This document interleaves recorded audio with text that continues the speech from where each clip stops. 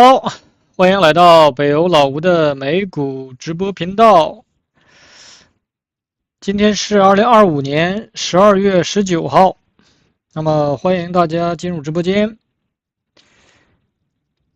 我们今天的直播从现在美东时间11点半，现在开始到12点，30分钟。那么请进入直播间的朋友帮忙确认一下声音和图像是否都没有问题，这样我们就可以开始今天的直播了。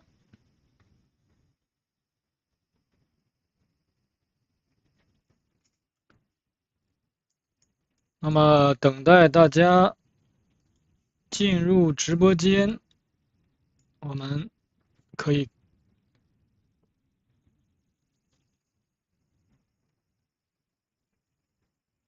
那么在等待大家的时候，我们可以简单的说一下这个。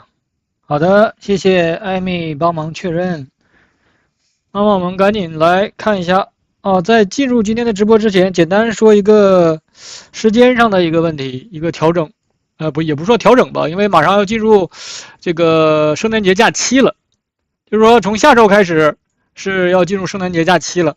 那么我要这2周这个直播我要这个歇2周了。那么什么时候开始呢？就是1月5号开始，1月5号开始直播。但是这个每个周末的这个周末漫谈还会继续，这个周末漫谈还会继续。直播的话，1月5号才要开始，所以在这里提前跟大家说一下，1月5号，然后就是1月9号。所以说从1月份这2周都要开始这个休假，直播就停一下了。好的，简单的说一下这个时间，那么快速来看一下这个指数。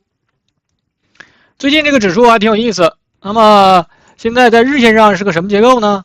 这是4835这个起涨点，做了一个中枢，然后开始离开，然后一个回撤。这个回撤我们也测过，是一个0.382的一个位置。那么现在回撤之后，我们当时说，你要么就是再次突破6920，对吧？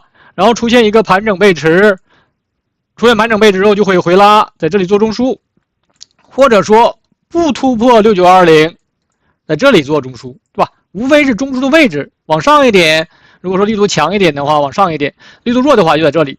那么现在市场的选择就在这里要做中枢了。现在已经是这里有1、2、3笔了，但是第4笔还没有出现，那你就不能说第3笔结束，所以现在只能说假设或者说大概率这里是要出现第2个B 中枢了。那么第2个 B 中枢这里就要去再次突破这个6920走离开，那么这还是进入段跟离开段也很容易背驰，因为主要是这个进入段，当然后期我们只是说有可能或大概率会背驰，但是不知道它能到什么位置。它们也可以像前面这段缓慢往上爬升的状态往上走也可以，对吧？无论怎样，想要不背驰，那就需要有力度，需要跟前面这个空间一致才有可能。但是现在看，如果说按照现在这个我们的这个不测而测来分析的话，现在这个 MACD 有可能在0轴这里，0轴上方做一个空中加油起来，那基本上突破6920就是大概率了。现在是有这种可能性。而且现在最近，尤其是最近出的这个 CPI 数据，就是本周出的这个 CPI 数据啊，已经到2点几了，明显低于预期，给了市场现在很大的信心。那么在明年的话，现在市场又预期降3次，之前那个只是说要降1次，因为现在这个 CPI 又下来了，所以说现在市场就做多的情绪非常的高昂。那不管怎么样，我们就跟就好了，对吧？你就涨上去了，没力度我就减一减，然后我就去减仓也好，你去做空它也好，因为已经是第2个中枢了吧，对吧？你尝试做空是没有问题的，或者说我回来了，我再继续买回来，然后如果说在这里震出9段来升级了，那就更厉害了，因为就变成进入段可以往上走。所以说，涨跌其实对你长期持有一些好股票的话，其实无所谓，只不过就是做一些仓位的一个调整。好的，那么现在这个日线上这一个底分型也出来了，现在就看它能不能够突破，首先要突破6903，也就是这个中枢上沿，然后再突破这个历史最高点6920，这个目前看有这种概率比较大。好的，这是简单的说一下这个标普。我们现在来回答朋友们的问题。MetaGame 朋友问了一个 RDW， Red Bear Corporation， 这个票我们之前还分析过，我们可以看一下它的这个整体结构。这是在周线上做了一个大中枢，然后这里是第二个大中枢了，已经前面这里做了一个中枢，然后一个非常强的一笔离开，这是从4块钱涨到了26，对吧？非常牛，然后又拉回来了，就是从26砸回到6、7块钱，这个空间是比较大的。你这个心脏不够强的话，承受能力不够强的话，这个上天入地啊，对吧？那么从这是多少？6块多又涨到了22。所以说这个片的波动是非常大的，但是呢，如果说你能够操作的好的话，那盈利或者亏损也会非常大。那么现在在这里又做了，现在已经是从这里下来的话是已经2次反弹了。现在这个反弹，不够，这个反弹现在不够1笔，也就是说。这里如果说够1笔的话，那就相当于2次反弹，但是这个反弹现在没看到力度。你看前面这个反弹为什么没有那么强的力度呢？我们看一下，复一下盘，为什么这段那么强呢？对吧？就是这个零轴起来的，看到没有？这是从零轴上这里上去，然后回撤零轴，就是一般这种情况都容易形成2买，就是零轴起来的这个力度一定要非常的关注它。所以这段的这个拉升，而且这个回落还形成了一个针对下面这个中枢形成了一个3买，就周线上做了一个大3买。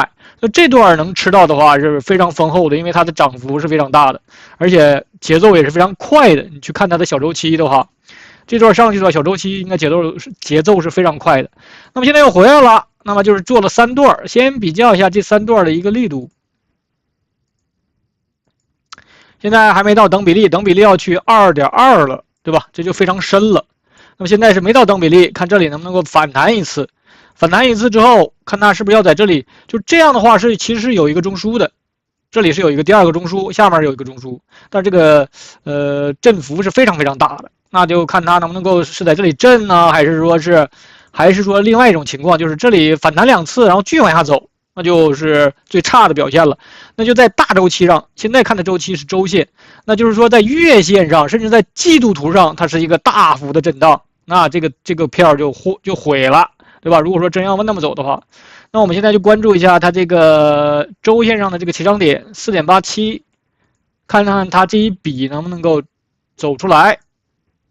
看一下日线，那么这就是 4.87 这个最低点。那么日线上的话，现在虽然说到零轴这来了，但日线上只有1笔，我们看它是不是出了最高点 8.2， 今天的还没到 8.16， 今天还没有突破前面这个小高点。但是呢，现在日线上只有这么1笔，所以说它这1小时上是一个1、2、3、4、5，1小时上是一个1、2、3、4、5。按照这个已经上零轴了，这里如果说再来点力度的话，能够突破前面的 8.2， 那么立刻就面对这个120天和200天了，看到没有？这2个比较大的均线在这里，前面这里你看它一旦跌破了这2个均线之后，这个位置跌破之后就一直没回去，所以说首先面对的120天就是一个比较明显的一个压力位置，是在9块5毛7。9块5毛7或9块5、10块附近吧，是一个比较明显的这个位置。那么先这个一笔结束之后，再看它能不能给一个2买回来，然后继续往上走，对吧？或者说你力度强一点突破这个位置也行啊。不论怎样，都必须要站到这2根均线之上，空间才能打开。那么不然的话，就基本上就弹到这里就继续往下走。那么也就是我们刚才说这个周线上，对吧？它周线上也有一个120周也在这里，120周的价格，8.38，跟刚才那个9块5都差不多，就是说10块以下吧。10块是它的一个非常比较明显的一个压力比较重的位置。你再用那个黄金分割测的话，那就是11块5，就这谈到11块5的话也是弱呀，对吧？因为前面这个空间特别大，然后你在这里也可以先提前画一个趋势线。也就是前面两个高点连线下来的这个趋势线，它也可以完全涨到这里，那就稍微强一点到13.5。所以说，不论怎样吧，这个趋势线是压力更大了，那就还是要下来。但是你能不能有能力先吃这一段，就看你的个人的这个跟盘技术了。现在明显日线上慢慢是有向好的迹象，但是先要突破这两个均线，突破10块钱之后才能往上看。好的，这是针对这个，如果说往下走的话，那就要去跌破4.87了，4.87你就要去这个强止损，或者说你要出来，因为它为什么说这个4.87这么重要呢？因为它是走反向的一个离开，这是一个离开段，你不知道它能走多远，所以4.87是一定不能破的。好的，这针对这个 RDW， 我们往下看，Amy 朋友问了一个半导体指数 SOXX， 最近这个半导体啊，也是震荡比较大，对吧？各种各样的消息，无论是这个甲骨文了、Oracle 还是什么Micron， 还是这些做这个那个内存的消息都非常多，所以，但是我的一直建议就是大家做主线，就做半导体，就是说就做市场上那个主流的板块，这样的话，这是最清晰的，对吧？这个板块这个行业是最清晰的，你做其他的。如果你真懂的话，倒没有问题。但是如果说一旦不懂，然后又拿不住，你又去做一些市场上关注度非常低的，基本上就是可能是行情很好，但是你发现你手里的股票并不涨。但是我们做主线的话，就不会有这种问题。虽然说主线，这个震荡大，但是问题是你哪个股票震荡都大呀？有那种震荡不大的，但是就是趴在下面，对吧？对这个 ETF 的话，下面这里是有一个中枢，但是比较小，但是在上面这里做了第二个中枢。那么针对这个第二个中枢的话，它是在走这个离开段，对吧？我们现在可以比较一下，因为这是一笔，我先比较一下前面这里也是一笔，先比较一下他们俩的这个力度。哎，已经突破等比例286.14，也就是说现在这一笔比前面这一笔的空间是大的。那么，但是呢，这是传统理论的话，我们之前说过，是否站上一个价格，需要3个交易周。比如说这是月线的话，需要3个月都收在这个价格之上，那你就有效站上。但是缠论是一个次级别站上一个位置，还有一个次级别回落。现在就是只是不能说缠论里面的话是不能说它站上的，还要看它的次级别。那我们这里就看一下它的次级别。现在看的是这个月线，我们看一下这一个离开段的这个周线。周线上把这个价格给它拖上去啊，这不是价格。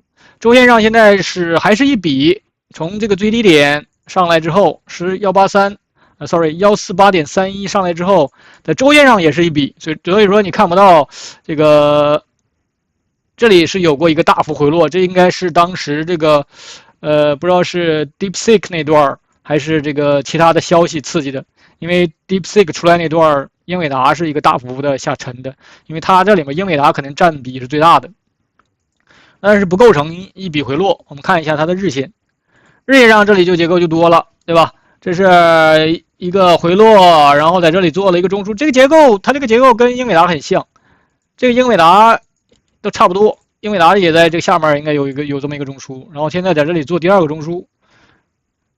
然后你这个中枢呢，这段也可以当成一段，因为它虽然说有这个包含关系，但是用这个不太精确的这个划分的话，其实没有大的区别。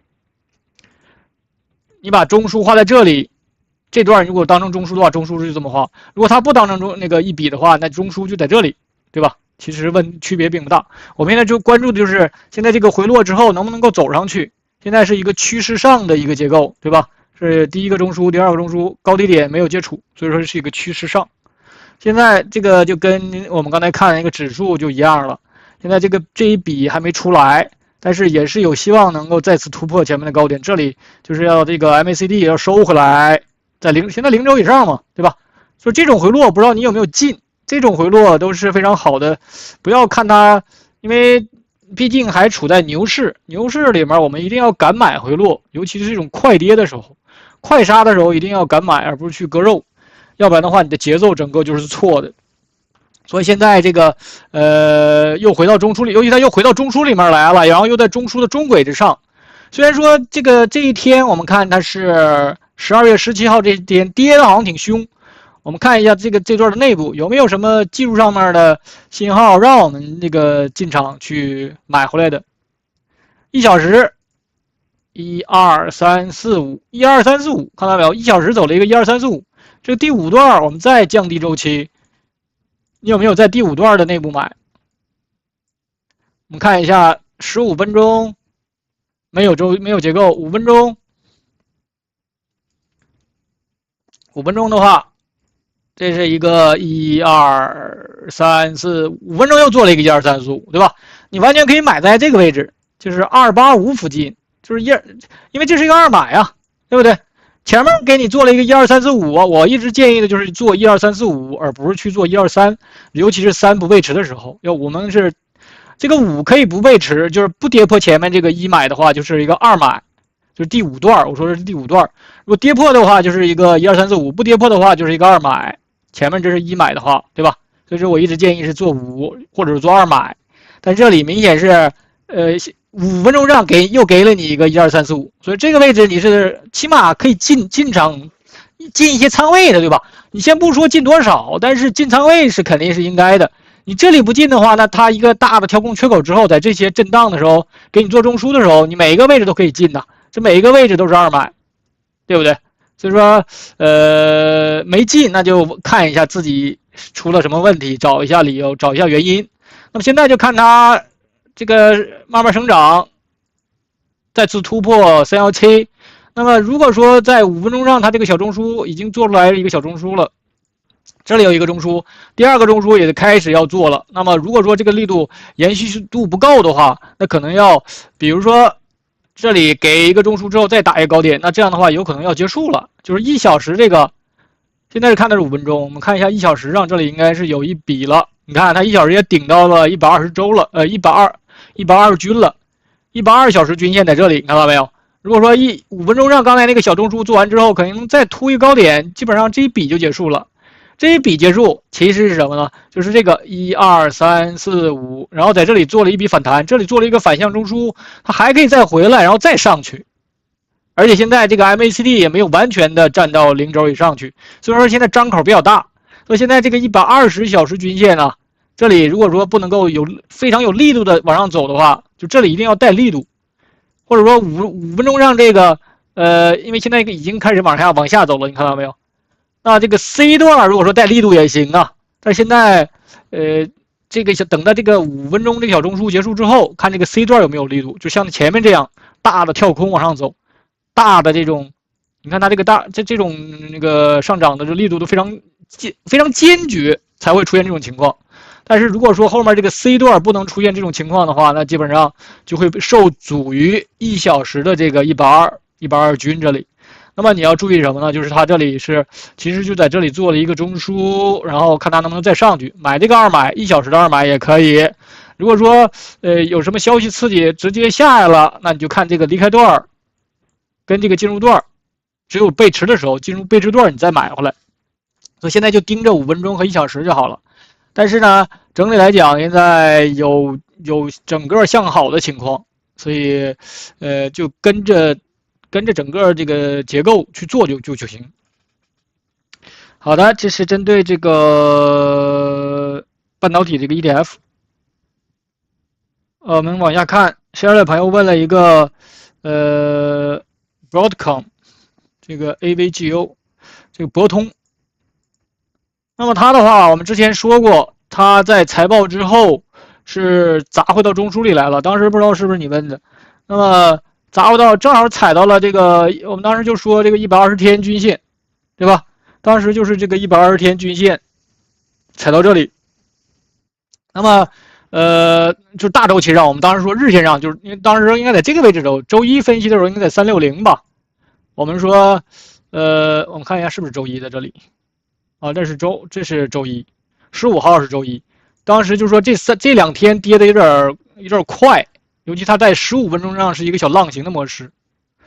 我们当时说的时候是一个1、2、3、4，就是我当时在周一之前那个周日的时候，我当时做周末复盘的时候在这里，我说它这个15分钟上，如果说这里能够起来一笔的话，就是15分钟，看它有没有能够做中枢，在15分钟上。但是周一开盘之后，它并没有选择往上走，而是选择继续往下走，说明这个第5段开始延伸了。第5段延伸之后，直到这里才出现一次反弹，也就是出现了个7段。我们看它最后这个15分钟上，1、2、3、4、5、6、7，做了第7段之后才开始出现稍微大一点的这个回落，这个反弹呐。那么现在这个因为它这个 K 线这里是有一个反弹，但是它因为这个的破坏，所以说整个就变成了1、2、3、4、5、6、7，然后8。但是这个8，我看一下，我们这是碰到了前面这个，就是在这里已经做了一个15分钟的中枢。现在，那么现在这里做了一个15分钟的中枢，对吧？然后现在这有希望给一个15分钟的2买，对吧？那么这样的话，日线上现在是出现了日的顶分型，底分型已经出来了。日线的已经出现了底分型了，经过包含处理之后，这里有底分型，然后又有这个120天挂在这里，所以这里是有这个比较好的一个可以尝试进场的位置了，而且它马上又要分红了，12月22号下周一应该是要分红了，所以说可以今天收盘的时候，如果说这里能够企稳的话，你可以在这里先买一点，毕竟。不知道今天买能不能够吃到分红。如果说你是长期持有的话，我这个位置是建议你买一点，因为它日线上这里完全是可以弹一次啊。比如说再回到前面这个中枢上沿这里的话，对吧？弹一次，这个空间大概是8%左右的一个空间。如果说你长期持有它，你不知道你的成本多少，但是如果说一路跟上来的话，成本应该不会很高。所以说这里大胆买一点没有问题的，但前提是你上面有没有卖。上面最好是做过减仓动作，然后一路回来等待这个买入机会，这里就可以大胆一点，毕竟又是一个120天一个中长期的一个支撑的位置，所以这里只要没有力度往下沉，都会再给你反弹一次，就看它再一次的这个回落。如果说再一次回落比较强的话，那其实就从这里断开，它要走这个周线的这个大周期的震荡了。我先做这段反弹，先做它再说。如果说这个没有力度的话，那就是在这个把这个中枢震大了，震成9段也可以，然后升级之后往上走也可以。所以这个反弹是可以做的。然后我们再往下看，丽丽朋友问了一个 root，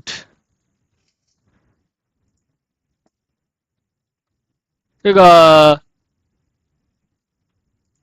看一下这个结构。之前分析过，比较乱，把它清一下。这个是36.84，那么就是前面这里。然后它这里其实要断开了，那就是月线上出现了一个把这个周期给它清掉，它的月线上出现了一个大幅的上升之后一个回落，这是做扫地机器人那公司吧？好像是要破产了还是怎么的？是不是做扫地机器人那公司？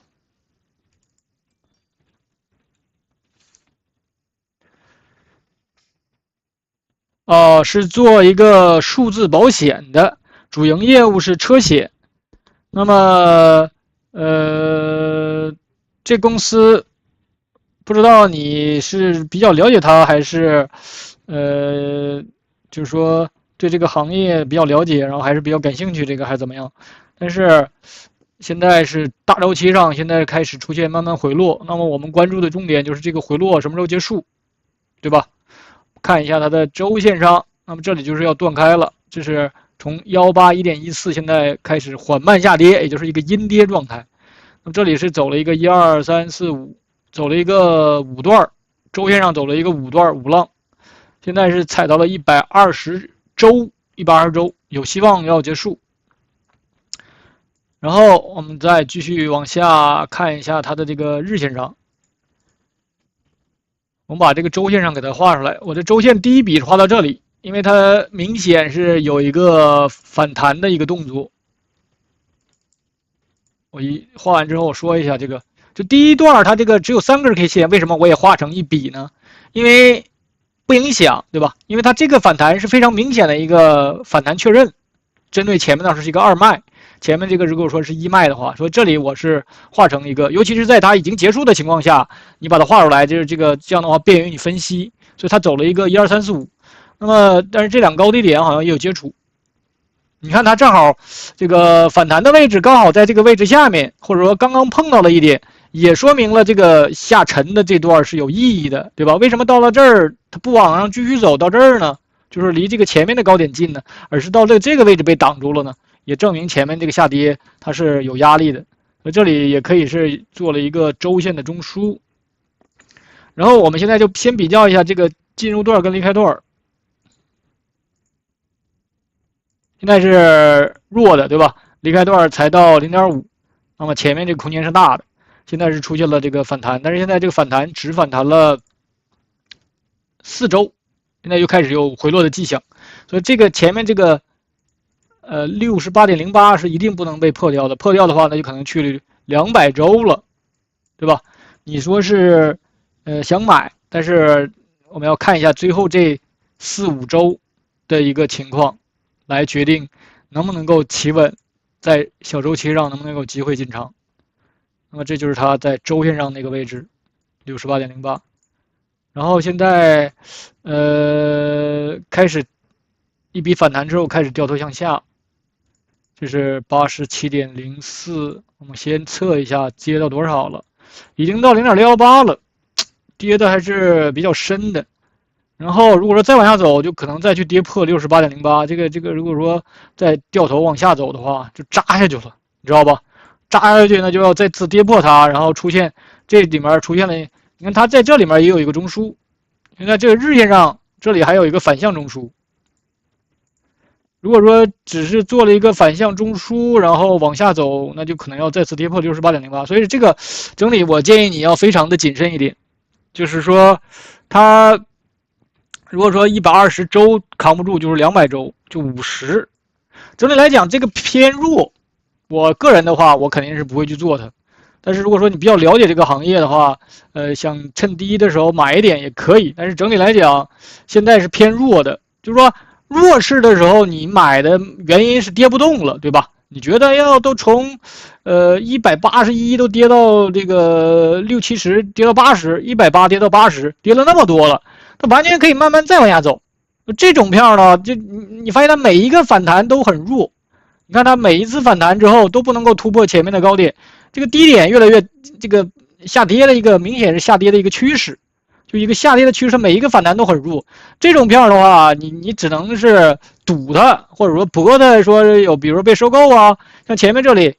我们要的是它必须有大幅的这种拉升的时候，说明有消息刺激基本面出现变化的时候，你宁可追在这里，你有机会走一段，这是说明它的基本面出现变化。你这种阴跌的方式，虽然说现在看你这里好像那个反弹的空间也挺大，但是太累，这种就太累，你去做它做多的话就太累，宁可每一次大的反弹你去做空它。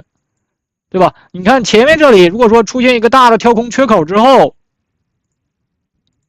像这种快速拉升，你宁可追在这些位置，就是说这是明显出现基本面变化的时候，宁可追在这些位置，你也比你去买它的阴跌强。就是说，我要给大家传递的一个就是你的思考的这个方式，不要觉得这个跌不动了或怎样，你就应该去买它。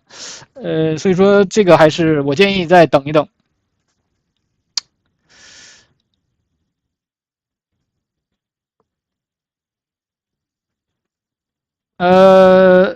有好几个朋友问这个比特币，但是时间上我们可以延长一点吧，就说一下比特币，然后我们就结束。比特币的话，这里是有希望要出现一个日线的2买了，就是现在看的结构是日线。那么日线上这里是从最高点下来的话，这里是有一个结构，然后这里还给了一个3脉，3脉之后现在又出现一波回落，有希望出现一个2买。为什么有希望出现一个2买，而不是跌破前面的8万左右这个空间呢？这个位置呢，是因为它这个 MACD， 你看它这个下不去 ，MACD 在这个0轴附近这个位置，对吧？现在没有力度往下砸不下去的话，就跌不破这个位置，那容易在这个离零轴比较近的这个位置是容易起来的，所以这里有希望形成一个日线二买，就看它这笔反弹。这笔反弹你有能力是可以做它的，对吧？那么如果说到前面的这个小高点的话，从现在的价格7%左右，对吧？虽然说不高，但是如果说你要做一下这个日线的这笔反弹是没有问题的。那么，现在跌破8万的可能性比较低，我目前看，我个人感觉比较低。但是如果说跌破它的话，那就是出现一个盘整背驰嘛，那就会出现一个价格出现了新低，但是 MACD 没有出现一个低点，这就是背驰了嘛，对吧？如果说跌不破它的话，就是一个二买，所以说跌破它也没有关系，你也不用太那个惊慌，那就可以再去做它这个背驰点的这个回落点，可以多买一些，因为它完全可以强势再弹回来。然后做一个第二个中枢，这是 A 中枢，这是做一个 B 中枢。那就如果说做一个二买的话，也是在这里做 B 中枢。其实就看它，其实你把这个图倒过来的话，就是那个标普那个图，就是这个中枢，要么是跌破前面的低点，在这里做中枢，反向中枢可以再跌一次。如果说不跌破它的话，就在这个位置在这里做中枢。做完中枢之后，看它往怎么选。它也不是100%就要下去，它也可以继续走反向。那这样的话，从这里就断开。那么大周期就是周线上一笔下，然后周线上一笔上，对吧？所以现在就是可以做这个日线的这个二买，小二买是可以做的。好的，因为时间的关系，我们今天只能到这里了。那么我刚才已经预告了，我们这个下周这个我是从1月5号才开始直播，但是我平时周末的这个漫谈是会继续的。所以说直播下2周就没有了，1月5号才能。所以说，那么等到这个新年之后了。那么就祝大家圣诞节快乐，新年快乐，再见。